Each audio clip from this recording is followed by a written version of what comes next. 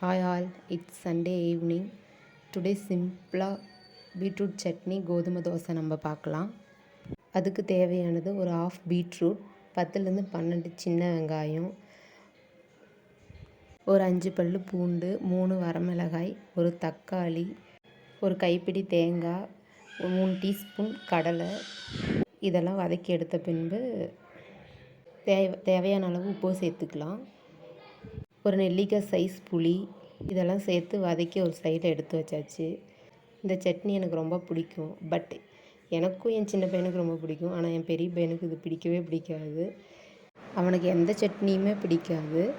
என் பையன் இப்படி இருக்கிறத பார்த்துட்டு நான் சின்ன வயசில் எங்கள் அம்மாவை பண்ண டார்ச்சரெல்லாம் எனக்கு ஞாபகம் வரும். பிஃபோர் மேரேஜ் எங்கள் அம்மா குழம்பு ஐட்டமே பண்ணக்கூடாது, அப்படி பண்ணுனா சண்டை தான் ஒரு வீட்டில். டெய்லியும் பொரியல், வெரைட்டி ரைஸ், ரசம் இந்த மாதிரி செஞ்சால் மட்டும்தான் நான் சாப்பிடுவேன். அப்படி தப்பி தவறி ஒரு நாள் குழம்பு செஞ்சுட்டா கூட ஏன் அதை செஞ்ச அப்படின்னு சொல்லிட்டு எங்கள் அம்மாட்ட நான் சண்டை போடுவேன்.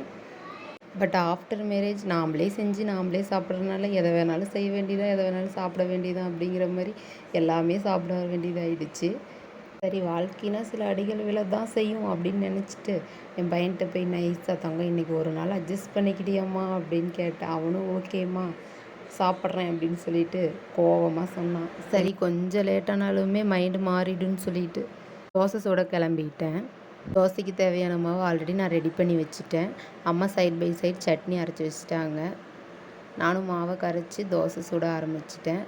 சீக்கிரம் தோசையை சுட்டு கொண்டு போய் சட்னி வச்சு அவன் கையில் நான் கொடுத்துட்டேன். அவனும் சாப்பிட்டான். பட் என்ன, எப்போ 2 தோசை சாப்பிடுவான், அன்றைக்கின்னு பார்த்து 1.5 தோசை தான் சாப்பிட்டான். காரணம் சட்னி.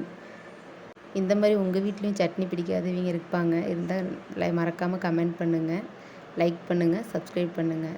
தேங்க்யூ ஃபார் வாட்சிங்.